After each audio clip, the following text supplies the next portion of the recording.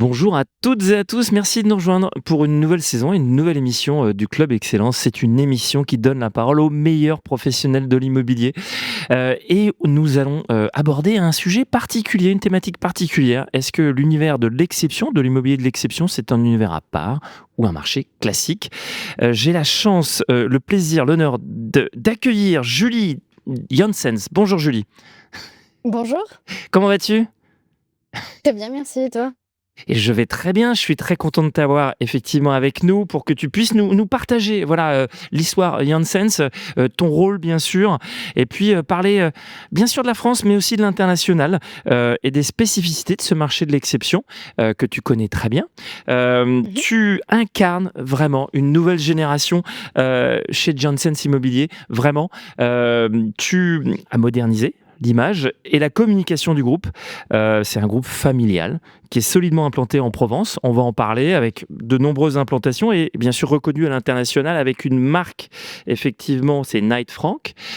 Comment on Mmh. fait pour justement trouver sa place et réussir dans ce marché qui est un marché à la fois concurrentiel mais très spécifique?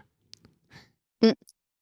Alors, déjà Janssens Immobilier, c'est une belle histoire familiale comme vous l'avez dit, hein. C'est un véritable coup de cœur pour la Provence parce que c'est un couple belge qui a décidé il y a 25 ans d'embarquer les 4 enfants dans la voiture et de se dire: «Bon, on va vivre ce rêve-là et puis on va s'installer en Provence» et c'est cet ADN-là qui est resté intact aujourd'hui avec quand même 10 agences du Mont Ventoux à Saint-Tropez et avec des valeurs fortes de l'humain, de la proximité, de la sincérité. On connaît nos petits villages par cœur, on connaît ce territoire, avec les bons artisans, les petites adresses à aller, chercher.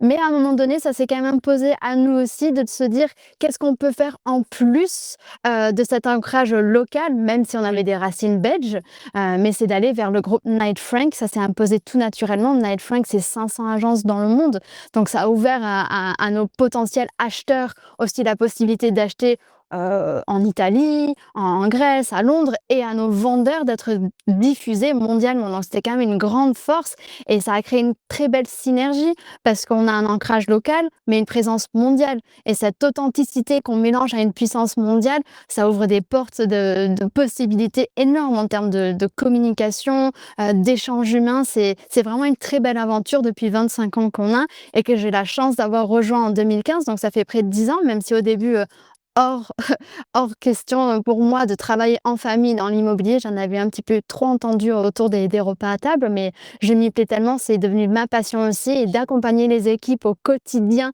dans cette même passion, c'est vraiment une belle aventure. Ton rôle précisément, puisque c'est une grande famille, vous êtes combien aujourd'hui à travailler, chez Janssens, au quotidien? Alors, on est une soixantaine de collaborateurs, donc Ouais. nos équipes, on est des équipes commerciales, bien Ouais. entendu, sur le terrain. Mmh. On a nos rôles très clés dans chaque agence. On a des assistantes. Alors, pour l'instant, c'est que des femmes, donc je parle en assistante. Mmh. On a notre équipe marketing et un comité de direction. Donc, on est une grande famille, on se réunit régulièrement et c'est ça qu'on veut vraiment préserver, que chaque personne compte, chaque amour pour chaque territoire est mis en avant aussi par chaque équipe. Donc c'est d'abord une histoire locale, puisque voilà, on a cette perspective et cette dimension internationale, mais c'est local. Donc des implantations, voilà, dans des endroits qui ont été choisis, bien évidemment. On parle du Mont Ventoux, on parle de quoi? On parle de la Provence, on parle de Oui. Saint-Tropez. C'est quoi finalement l'exception? C'est un endroit? C'est Alors un lieu? l'exception, tout à fait, c'est les lieux emblématiques, hein. Encore, par exemple, Gordes, dans le Luberon, a été nommé plus beau village au monde, l'année dernière. Oui. Donc c'est des lieux, c'est le Luberon, c'est les Alpilles, c'est l'Île-sur-la-Sorgue avec le village des Antiquaires, c'est Uzès. Voilà, nos agences sont vraiment implantées là où les gens vont en vacances, là où ils viennent se ressourcer, là où c'est une marque à part, la Provence. On parle de la Provence mondialement, des jeunes viennent pour voir la lavande, pour voir voilà, toute cette beauté du territoire et notre choix a été de s'implémenter vraiment dans des villages clés et du Mont Ventoux à Saint-Tropez, c'est notre territoire on l'aime ce territoire et on partage cette passion avec nos clients. Donc l'exception, c'est vraiment une adresse. Effectivement, on a la chance d'avoir la Provence en France. Ça, on va pas nous le prendre. C'est important. Et justement, qu'est-ce que recherchent les clients internationaux? Alors, une marque, bien sûr, un lieu, mais Mmh. et surtout, comment on s'en occupe de ces clients internationaux?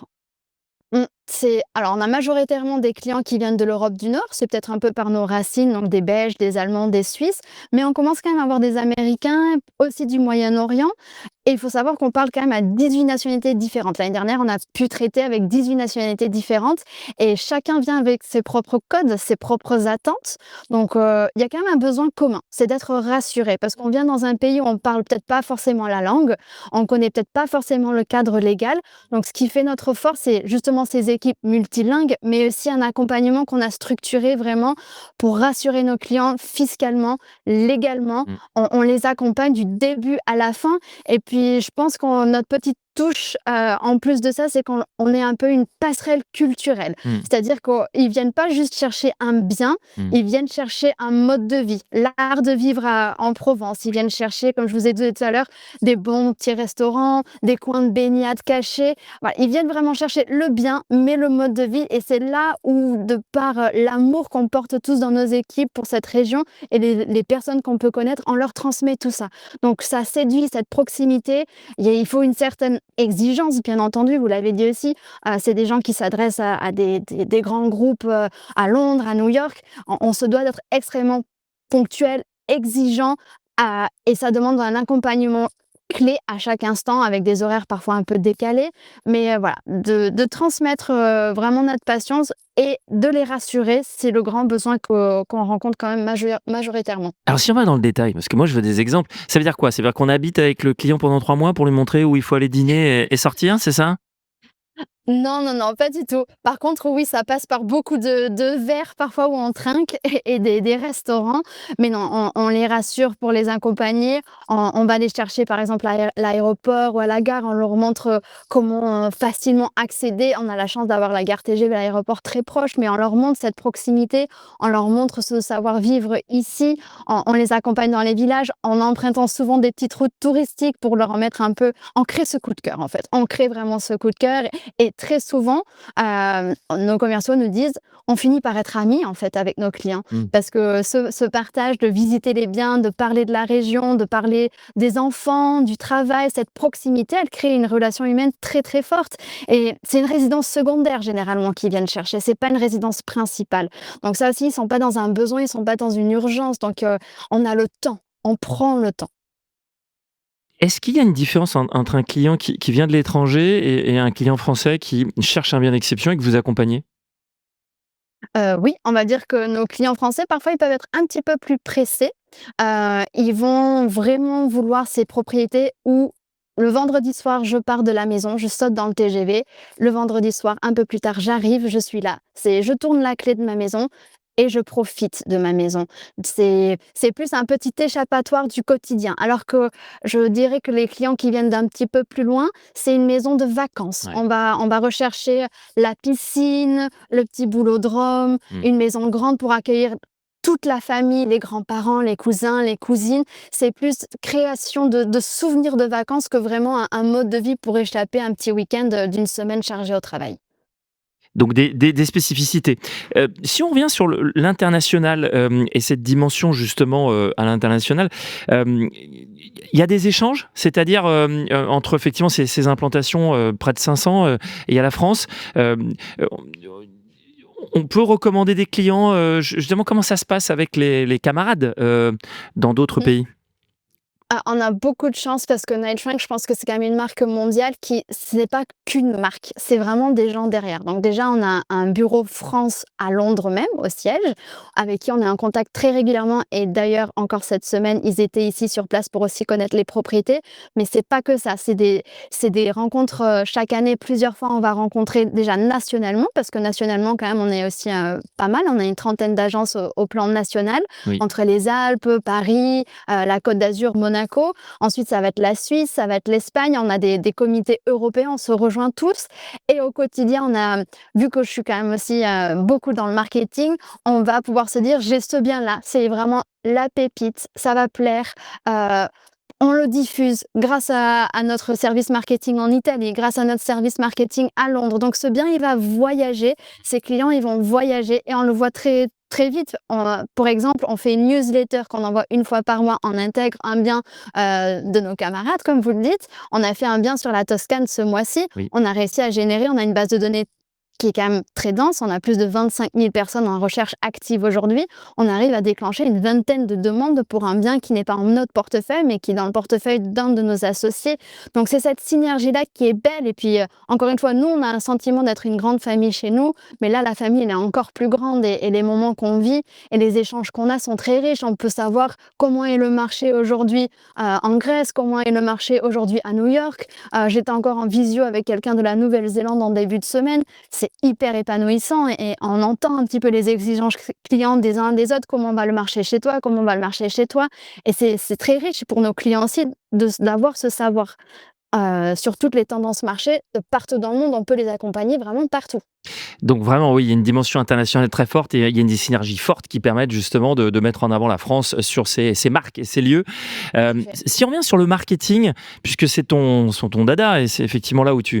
aujourd'hui tu travailles en particulier, comment on associe le digital, forcément nécessaire et un outil de visibilité, et le local, effectivement, avec des implantations qui doivent faire la différence? Comment on marie ces deux outils? Alors, le digital s'est imposé, mais de manière, très forte depuis quelques années, donc on n'a plus le choix et surtout avec une enseigne internationale, les clients, ils sont pas chez nous, hein. Ils traversent pas la rue pour voir notre agence et voir un petit peu ce qu'on a en portefeuille, donc le côté digital a pris une ampleur tellement grande qu'aujourd'hui, c'est vraiment notre priorité de se focaliser là-dessus, de toujours aller chercher aussi des nouveautés, d'innover, de participer à des salons comme le salon Rent, en novembre où Bien on sûr. va aussi chaque année. Donc ça, c'est très important et allier ça à des événements locaux. On va sponsoriser des golfs, des événements, on va faire des vernissages. On a créé aussi la Janssens Art Fabrique. Donc c'est un grand bâtiment où on fait venir des peintres, des sculpteurs. Donc on invite régulièrement nos clients un petit peu de partout pour des vernissages là-dessus aussi. Donc c'est vraiment un ancrage local, on dira plus une visibilité avec des panneaux ou des événements et le côté digital où là, on a toute la puissance des campagnes, des sites internet, des portails immobiliers. Mais c'est important quand même de soigner notre image locale aussi. C'est pour ça qu'on a pris ce choix de garder les agences. On a quand même une vitrine à mettre en avant aussi. On a ce passage parce que la Provence est un lieu de vacances. Donc, on se doit de pouvoir présenter nos propriétés aussi joliment en vitrine, de proposer un magazine que les gens vont pouvoir prendre. Donc voilà, c'est un assemblage de tout ça qui crée cette synergie locale et digitale. Passionnant, effectivement, c'est ce mariage entre le local et le digital. Si on devait conclure, Julie, est-ce qu'il y a une différence? Est-ce que l'approche est différente dans l'immobilier d'exception ou l'immobilier classique? Comment on conclut? Alors je dirais qu'on a peut-être, une exigence pardon, un petit peu plus élevée. Donc on ne peut pas se permettre d'avoir des photos qui seraient prises avec un téléphone. Mmh. On ne peut pas se permettre d'avoir des flyers, des brochures qui ne seraient pas avec un papier de qualité. Mmh. Notre communication, c'est toujours une communication lifestyle avec des mots choisis, une verbalisation, l'accompagnement. On ne peut pas juste arriver, ouvrir la porte et dire à un client: «Bah, visitez la maison». Chaque pièce est décrite, chaque pièce vit de par la visite avec le commercial. Ça demande des standards quand même assez élevés dans le luxe et c'est normal. On s'adresse quand même à des propriétaires ou des acquéreurs qui viennent pour des propriétés à plusieurs millions. On se doit d'être un peu un concierge aussi de leur propriété. C'est un petit peu différent avec un marché un peu plus classique où là, on va avoir, voilà, c'est des gens qui sont à la recherche d'une résidence principale. Ça va assez vite. Il y a peut-être un peu moins d'exigences, quoique aujourd'hui le marché en demande de plus en plus et les acquéreurs sont de plus en plus exigeants, tout comme les vendeurs. Ils attendent aussi un retour, un rapport chaque mois sur qu'est-ce qui s'est passé avec ma propriété. Donc, ouais, il y a vraiment une proximité, une exigence quand même bien plus élevée sur ce type de produit-là. Ça se sent en tout cas qu'on n'a pas le droit à l'erreur et que c'est préparé. Merci beaucoup pour cet échange très riche, très intéressant et passionnant et dynamique, Merci. comme je les aime. Merci beaucoup Julie d'avoir été avec nous entre, effectivement, voilà, les impondérables et l'avion que tu devais prendre. Merci beaucoup Julie, à très bientôt. Et je Merci, très bonne journée. et je vous dis à très bientôt, pour un nouvel épisode du Club Excellence. Merci.